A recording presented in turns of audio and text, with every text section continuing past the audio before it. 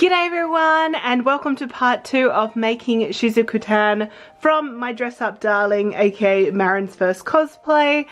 And we are picking up straight off where part 1 finished up. If you haven't checked that out, go check that out now. I'll leave the link up the top and down the bottom, you know the drill. Basically, all I've done is taken off the shoes, the choker and the wig because it's 36 degrees at the moment and it's 10 AM. It's getting up to 42 degrees Celsius today and I am already sweating. So what I'm going to do first is I need to finish off the bodice by adding the detailing to the front. So the front actually has some lace that goes down the sides and then 2 crosses that go down into the waist before the belt hits / where the apron starts.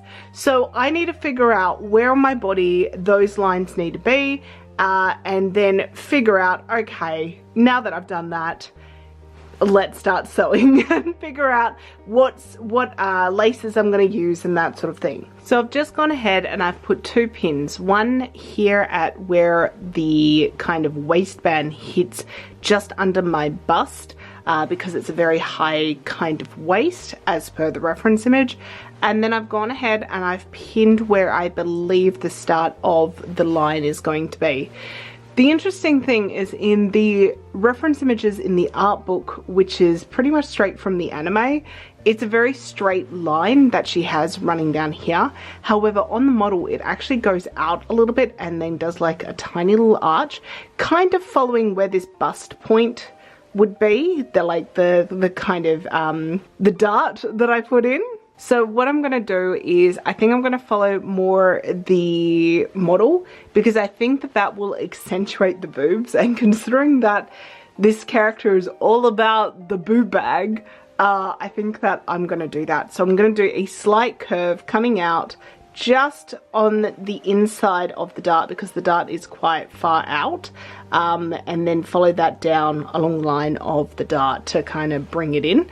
And then I will be able to do the crisscross from there. It will pretty much go a line of ribbon from here to about here, and then that going down there, and the same vice versa.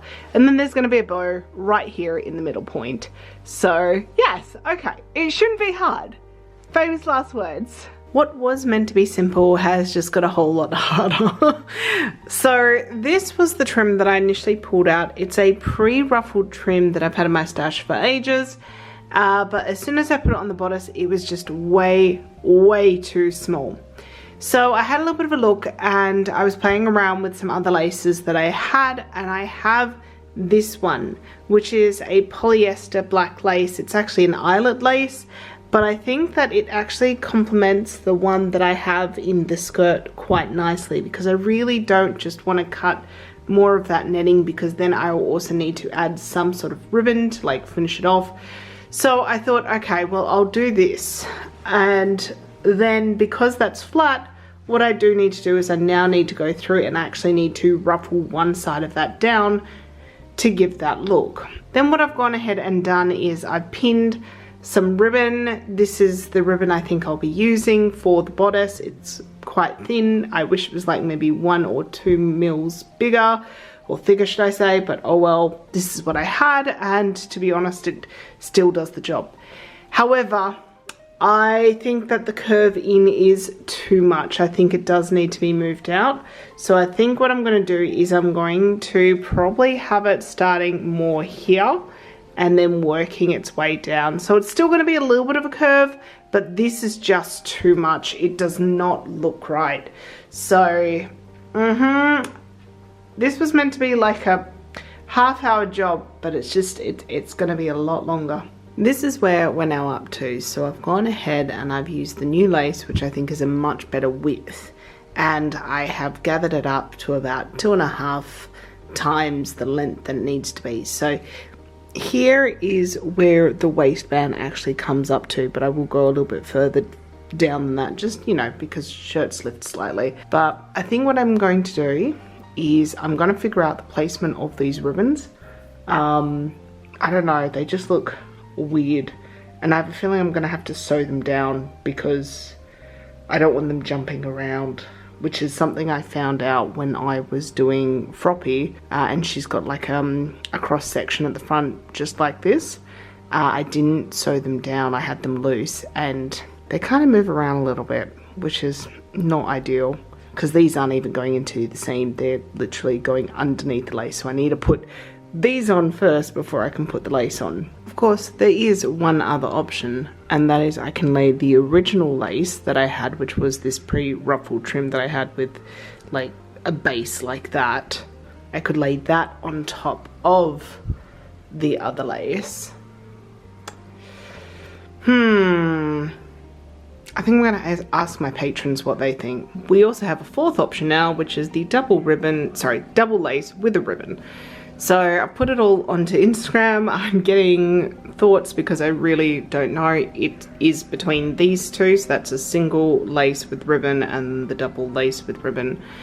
And I don't know. Anyway, I'm gonna pull this all off and then kind of pin the crisscross in the right places, try it all on and see how it looks whilst I'm wearing it. It's a little hard to see, but this is one of the reasons why having a dress form that is roughly your size, if not your size perfectly, is so helpful.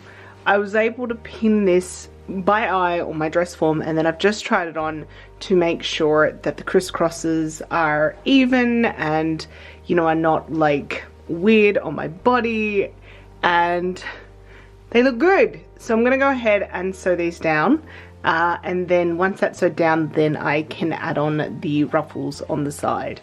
So the lace goodness, which the debate is still ongoing on my Instagram right now, to figure out, you know, what I should do. I think I'm leaning towards the double ruffle with ribbon because it's extra. It is a step away from the kind of look of the cosplay. But then again, I'm making this out of taffeta. I want to add rhinestones and I want to do beading as well because I am over the top. And you know what? You can put me in a different cosplay, but you can't take me out of it. And I'm gonna make things complicated because me. It's been almost a week since I last worked on this project. It's just been a very, very busy week. But the front section detailing is now done and I love it. It looks really, really cool. I think that the ribbon in the front could have been a little bit thicker, but this is what I had on hand and I really wanted to keep this cosplay to the $100 budget that I've set for myself, and I have really, really pushed that limit, and I think I'm sitting on like $1.20 left. So I decided that was enough and it looks fine. So today what we're going to do is we are going to start working on the apron, so I need to pattern that up firstly.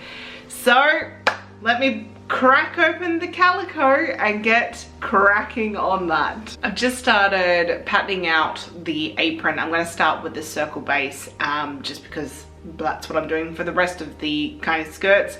Make sure it lays all nicely with the others, and I'm going to cut away that which I need. So I've just cut out half a circle skirt, which is the kind of right length. It's just a little bit longer than the overskirt.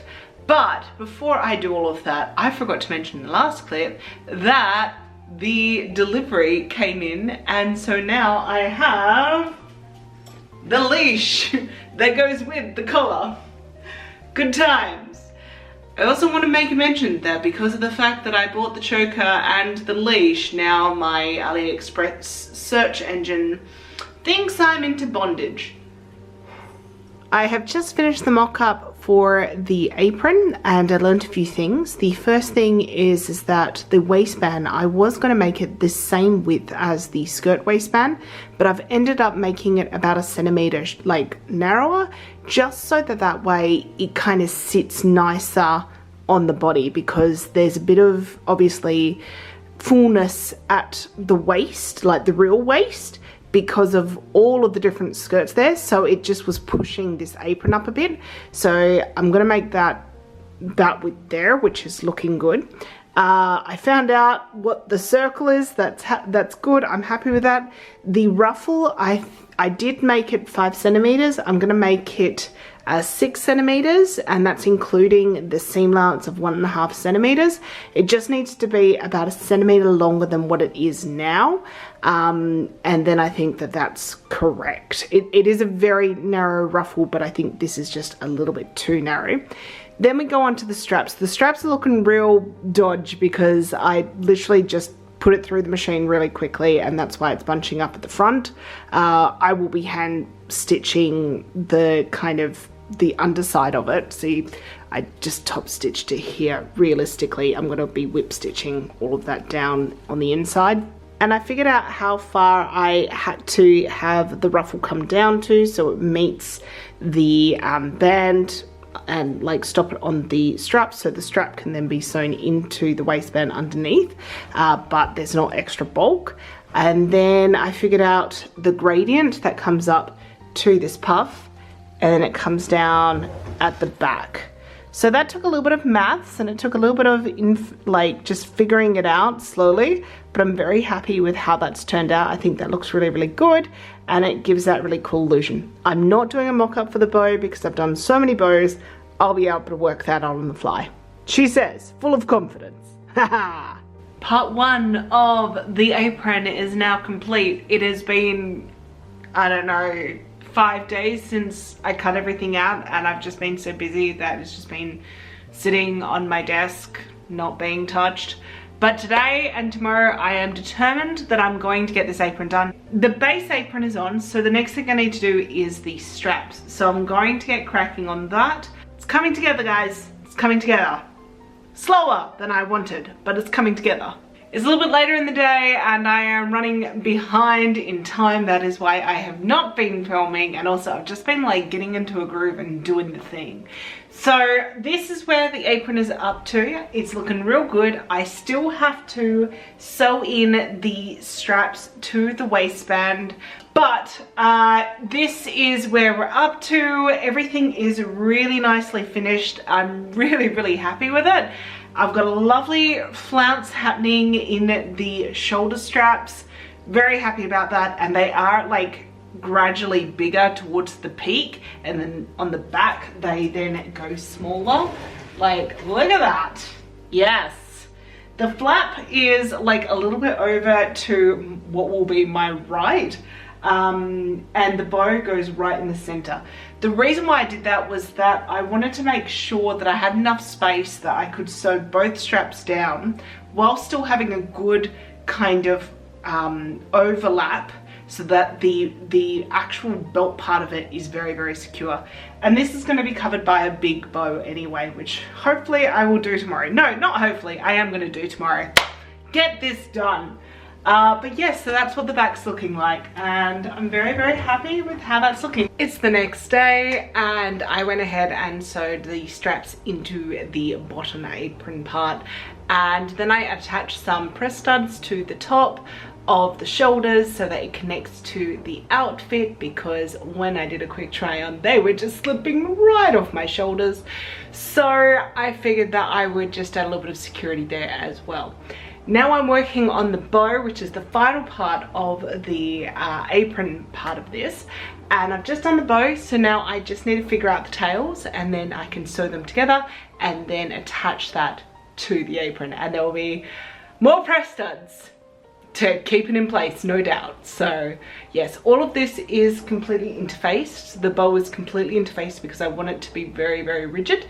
Actually, I'm not sure if I do need some press studs. Usually I'll do some press studs on this side, but it's kind of holding its shape, which I'm very happy about. So if I can just get away with sewing it to where the crossover of the band is, because I did that on purpose and I've got some extra space to play with, good times, then I'm just gonna do that because that is so much easier. Ta-da! The apron is done, yay! Ah, I'm so happy, it looks so great. It just kind of like makes the outfit as such. So it's cool that the base outfit like mostly is done. I just have the collar and the headpiece to do, and obviously style the wig. And let me just show you. So this is the front, And that's the back. How cute is the bow? Because it's so stiff, I actually only needed to sew it directly onto the waistband at the top. However, it pulled down the waistband a bit, so I had to add another press stud basically at the waistband just here, just to kind of help keep it up. So now I just need to make essentially the frill that goes kind of around that, so that sits kind of in it. And then she also has like a tie that goes down into her cleavage. So that's what I need to pattern up and figure out next. This morning I am working on the collar. So this is the mock-up. I need to trim it down and kind of give it a slightly better shape. I am keeping in mind that this will need seam allowance, and on top of that we have got the double lace with the ribbon, so I'm going to be copying what I've already got on the bodice, and I think that that's going to look good. I also discovered that the leather kind of collar that goes on top that has the like metal loop that the chain is attached to, it's not going to fit. It's too tight with this, like with all the layers, and I don't feel like feeling like I'm being choked while wearing this outfit. I'm not into that. Shizuku-tan may very well be, but I am not.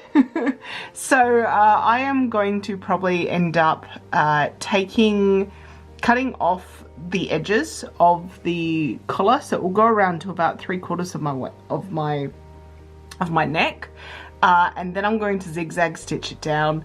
Because the wig is going to be over it, you're probably not going to see it, so I'm just, you know what, I'm just calling it as it is. I want this costume to be comfortable. I'm doing her for me, I'm not doing her for a competition, at least at this point. So yeah, that's what we're gonna do, because I don't feel like ordering another one. I just want to get her done at this point. So now let's go cut this out and do a quick try on again, and then we begin, you know, actually putting it all together. So happy days, let's make this happen. Still need to figure out the tie as well, the tie situation.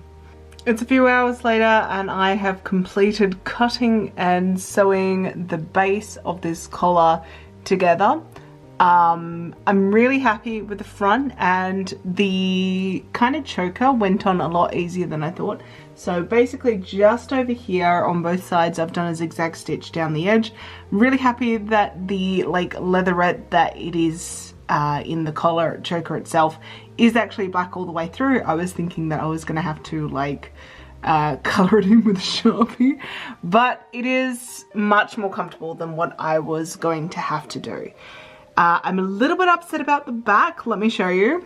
That there is the back, and as you can see there is quite a wide gap, and that was a bit of an issue that I had. So what happened was that I had measured my neck quite tight, and I had cut the circle skirt base with that in mind. And then I put like iron-on interfacing on it to make it really, really stiff so that it's all gonna like sit nicely. And it just didn't give the stretch and didn't go as far around as what I wanted to. And I decided to also make the kind of collar just loose enough so that I'm not choking. Like, I can definitely still feel it. Don't get me wrong, I definitely can feel it. But yeah. Look, at the end of the day, I'm not too upset about it. Once again, the hair is going to be there, and there's not a lot of back shots that I plan on getting in this cosplay, so she'll be fine. So now it's time to go ahead and start with the lace and ribbon detailing.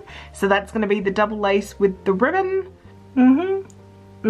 Here we go. So the collar is now done. It's got the double frill of the lace so it matches the bodice. And I've put a satin ribbon, just the thin one that I have that I've used as the crisscross rather than the thick one that I'd used for the bodice for this kind of lace detailing. It just was going to bend better. It's still buckling slightly, but it's still better than what the other one was. But yes, I'm very happy with it. So now I can move on and I can work on the headpiece. Yay!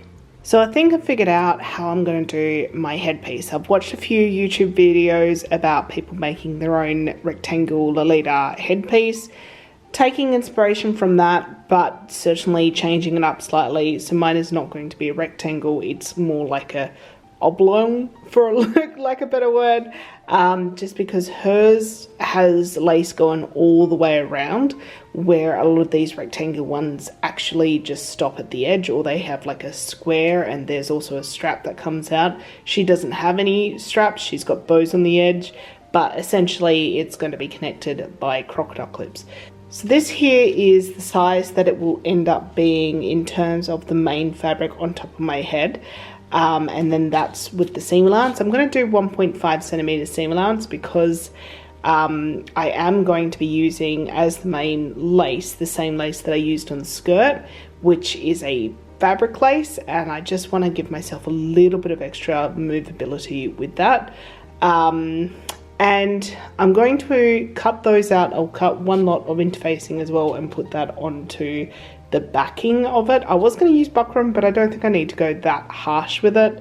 And then once I sew that all up, I've got to figure out like the gradient as well, because like the ruffle of the lace is wider in the center than it is on the end, so I've got to figure that one out as well. I think I'll just do it as ×2 so that it's only like a little bit volume, it's not like full ruffle power. So yes, I'm going to do that. And I'm going to create the base with the ruffle first, and then I'm going to be adding all of the like crisscross trim.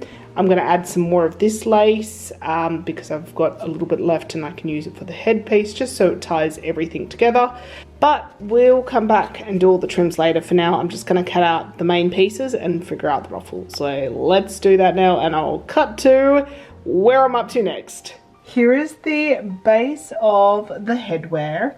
And I'm glad that I made it slightly longer than what I initially was going to, because this is feeling still very, very like short, but it is still longer than what the model is showing. So the the manga has hers coming like the ruffle all the way down here, but like on the model it finishes like up here. So it's sort of halfway through, and I'm quite happy about that. I still have like the roses and the bows to go on here, so that is obviously going to like give it more of the length here. So I think that this is going to be a good kind of middle ground and like length for the headpiece, but that's how it's looking. And I'm okay with it. I'm pretty okay with it. So yeah, I'll put the clips on as the very last thing, but until then it just kind of sits like a little like on top of my head. I feel like one of those like grannies from like the Victorian era, but I guess that's kind of what it's based on, so good times.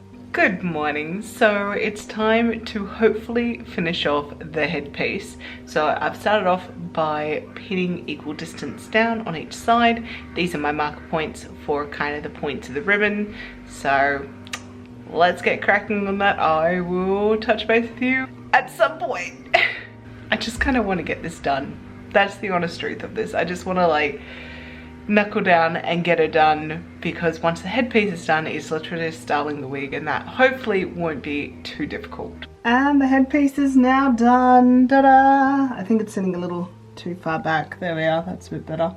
Ta-da! There we go. So now all the accessories are done, which means the only thing left to do officially is style the wig. I am still wondering though if I should add some beading and some rhinestones just to kind of, I don't know, elevate the cosplay. Like, I know it's not strictly canon, but I've also made this out of taffeta. Like, yeah, it's already a little bit extra. So I'm just wondering if I should just like lean into that and do the beading and the rhinestoning.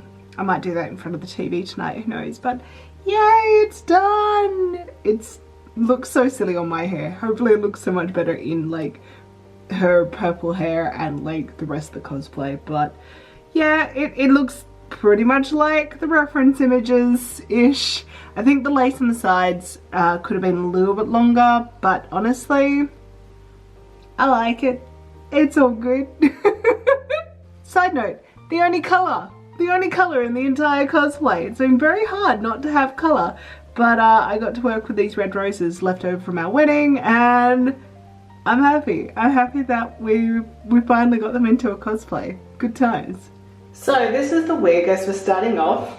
It's fabulous, isn't it? So I need to firstly cut the fringe, and it needs to be about here that I'm going to be cutting it to. So I have a very, very rough cut now. At least I can kind of see out of it. I'm going to take this off. I'm going to move to kind of my normal kind of working area, and I'm going to go ahead and thin out this fringe a whole lot and take off even more. But like, I wanted to just kind of get it like the very longest kind of essence and then work up. So yeah, I mean, this is a look, right? This is a look. So what I'm doing here is I'm just thinning out the majority of the wig, and then I'm going through and feathering the edges. The fringe is still not 100%, but I'm just gonna come back to that. I'm gonna work on the rest of the wig first, and then we'll see how we go. Look how much hair I took off this wig. And like, it doesn't even look like I've taken that much off. And I have another lot in the bin as well. So I took a lot off. Here she is. Here's the wig with the headpiece. Yes, the headpiece looks so much better with wig than just my natural hair. Yes, I'm very happy with how this has turned out. But I realized when I put on the collar that what I'm missing is the tie that goes in between here and goes down. I can't believe I forgot to make that. So guess what I'm making now? I thought the accessories were done. Nope. Oh wait. Oh well, better to figure it out now than like when I'm about to go to a con, right? I did the tie. And I also decided to go ahead and add the beads and the rhinestones. So I didn't go too crazy. All I did was I added beads along the edges of the kind of collar, the wider lace on the collar, and also on the matching lace down the front of the bodice. After that, I kind of ran out of the beads that I was kind of using. The rest of them are kind of more white-ish or like clear, so I didn't really want to use them. So there's no more beads anywhere else. I was trying to do the headpiece as well, but also has a different lace on there and didn't really work. So that just has rhinestones on the flowers, which just gives it a little bit of extra shine and kind of ties it all in. And with that, she's done. Oh my goodness me. So now let's cut to the reveal and see what she looks like.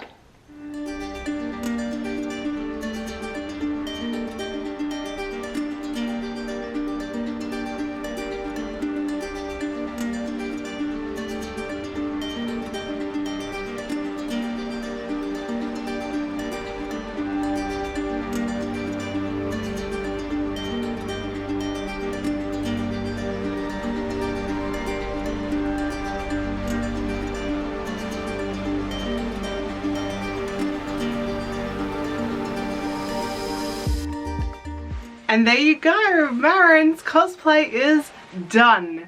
So time for my final thoughts as we wrap this one up. She is so cute. She is very warm to wear, but she is very, very cute. The ruffles are insane and these sleeves are insane. Trying to wear them and maneuver has been the most difficult part. But I am really in love with how this all came together. It's definitely a very different look to what I normally do. Yes, the silhouette is somewhat similar to what I normally do, but just the colouring and how it's put together and just the boobs and like the leash. Very different to the type of characters that I normally do. But I really enjoyed the process. I enjoyed the struggles because I felt like I learned stuff from it. The makeup has been very interesting. There's a lot of reds and like purpley pinks that are kind of mixed in together, and I was like, okay, that's interesting. But then the lips are like more of like an orange kind of red. So there's a whole lot of different colors that are working together to create this look, and I kind of dig it. This was also my first time using face tape, and I used it because in the manga, Marin uses face tape in her cosplays, and whilst I was in Japan at ACOS, I bought some, so I gave it a go. Can you tell that my face shape is ever so slightly different? All in all, I'm very happy with this cosplay, and I will be bringing her to C2E2 in America with a special couples cosplay. But more about that next week. That's right, Marin at C2E2 is not going to be alone. We're making Terry into Gojo. Anyway guys, thank you so much for watching part 2 of this making of Marin as Shizuku-tan. I hope that you have enjoyed it, and definitely check out my Instagram for some extra photos. Just saying, they are there. We had a lot of fun this morning. Alright guys, I'll see you in the next video. Next week, it's another making of. Bye!